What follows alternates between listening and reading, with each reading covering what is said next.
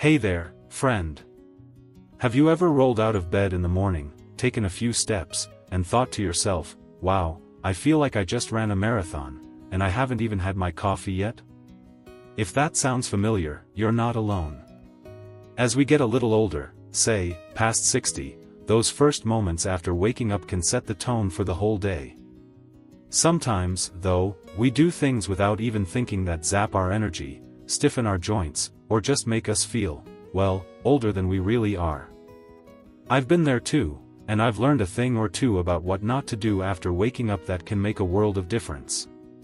So, grab a comfy seat, maybe a warm cup of tea, and let's chat about how to start your day feeling stronger, brighter, and ready to take on whatever comes your way. Now, I'm not here to give you a big lecture or overwhelm you with complicated science. Nope, this is just you and me, talking about some simple, practical stuff that's worked for me and so many others I've met along the way. We're going to walk through 5 things you might be doing in the morning that could be holding you back, and what to do instead to feel more alive and kicking. By the time we're done, you'll have a little toolkit of ideas to try out tomorrow morning. Sound good? Alright, let's dive in. First off, let's talk about something a lot of us do the second our eyes pop open, reaching for that phone or remote control. I get it, it's tempting to check the weather, see what's happening in the world, or scroll through a few messages from the grandkids. But here's the thing, diving straight into screens can throw your whole morning off balance. I used to do this myself, grabbing my phone to see if my daughter texted me good morning or if there was anything new on the news. Before I knew it, 20 minutes had gone by, my brain was buzzing with headlines, and I hadn't even gotten out of bed yet. It's like inviting the whole world into your quiet space before you've had a chance to wake up on your own terms. What's happening when you do this is that your mind gets hit with a flood of information, some of it stressful, some of it just noise, and it can make you feel scattered before your feet even hit the floor. Plus, that blue light from the screen? It messes with your natural rhythm, the one that's supposed to ease you into the day. I talked to a friend of mine, a retired nurse named Linda, who said she used to start her mornings reading emails and ended up feeling anxious by 8 a.m. She switched things up, put the phone down, took a few deep breaths, and just sat with her thoughts for a minute. She told me it was like giving her brain a soft landing into the day instead of a crash course. So, what can you do instead? Try leaving the phone alone for at least the first 15 or 20 minutes after you wake up. Maybe sit by the window with a glass of water, listen to the birds, or just let your mind wander. It doesn't have to be fancy. Sometimes I just stare at my old oak tree out back and think about what I'm grateful for. It's a small change, but it's like giving yourself a little gift of peace before the day gets going. You'll be amazed at how much calmer and clearer you feel. Now, speaking of getting going, let's move on to another habit that sneaks up on so many of us, jumping out of bed too fast. I know, some mornings you feel like you've got to hit the ground running, especially if the dog's barking or you've got a doctor's appointment to get to. But here's a little secret I learned the hard way, rushing out of bed like you're 20 again can leave you feeling creaky and worn out before you've even started. A couple of years ago, I'd leap up to let my little terrier, Max, out, and by the time I got to the door, my back was complaining louder than he was. Turns out, our bodies need a gentler wake-up call as we get older. Those joints and muscles aren't as spry as they used to be, and they like a little warning before they get to work.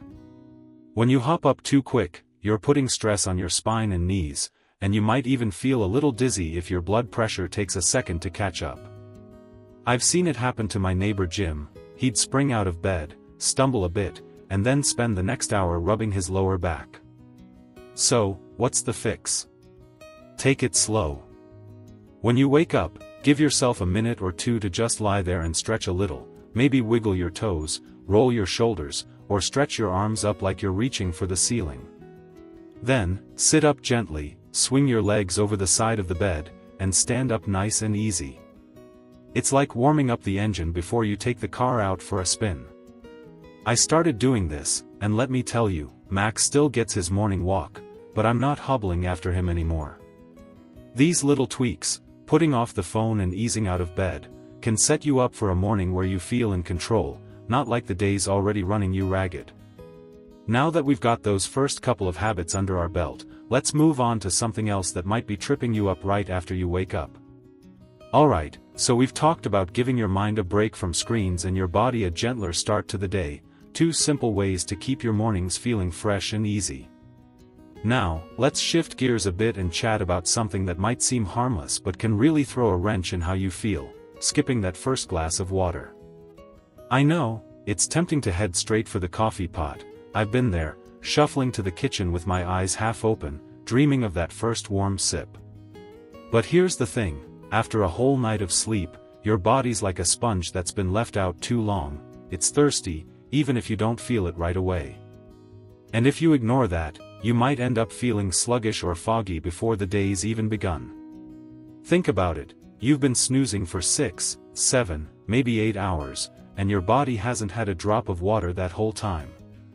It's been working hard, repairing, resting, keeping everything ticking along, and it needs a little hydration to get back in the game. I used to skip water in the morning because I figured coffee would do the trick, but I'd notice my energy dipping by mid-morning, and I'd get these little headaches that just wouldn't quit. Then a friend of mine, a sweet lady named Margaret who's been a yoga teacher for years, told me she starts every day with a big glass of water before anything else. She said it's like watering a plant, you can see it perk up right in front of you. I gave it a try, and she wasn't kidding. It's amazing how something so simple can make you feel awake and ready to roll. What happens when you don't drink water first thing is that you're starting the day a little behind. Your muscles might feel stiffer, your brain might take longer to focus, and even your digestion can get grumpy. Coffee's great, I'm not saying give it up, but it's a diuretic, which means it can pull more water out of you if you haven't topped up the tank first. So, what I do now is keep a glass by my bedside, and before I even think about coffee, I sip it down. Sometimes I add a squeeze of lemon just to make it feel special. It doesn't have to be ice cold or fancy, room temperature works fine. Try it tomorrow morning, just a glass, maybe 8 ounces or so, and see how it feels. It's like giving your body a quiet little, good morning, before you ask it to do anything else.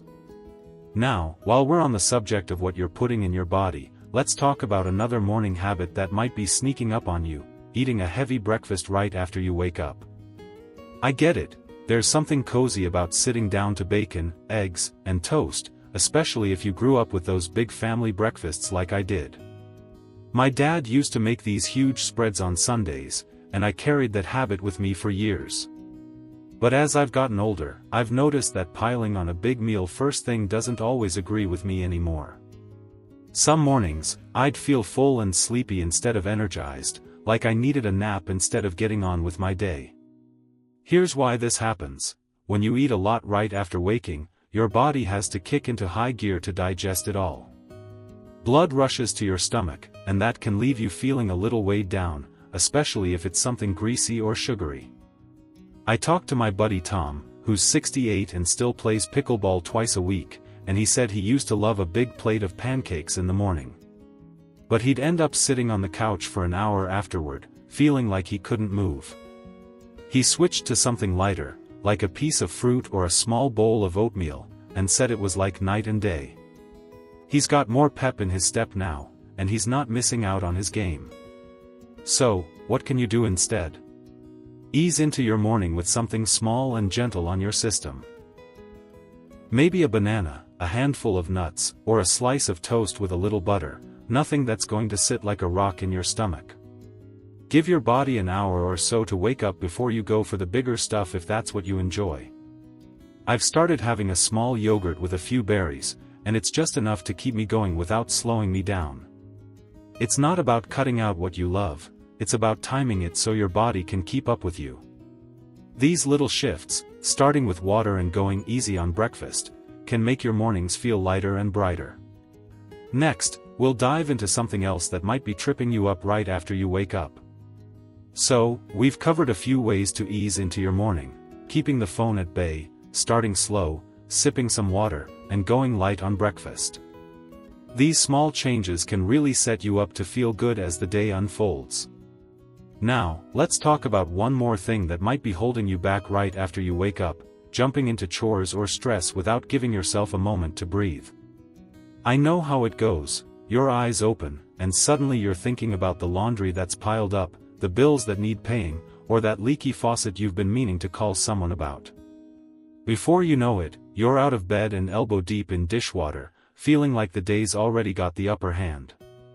I used to be guilty of this myself.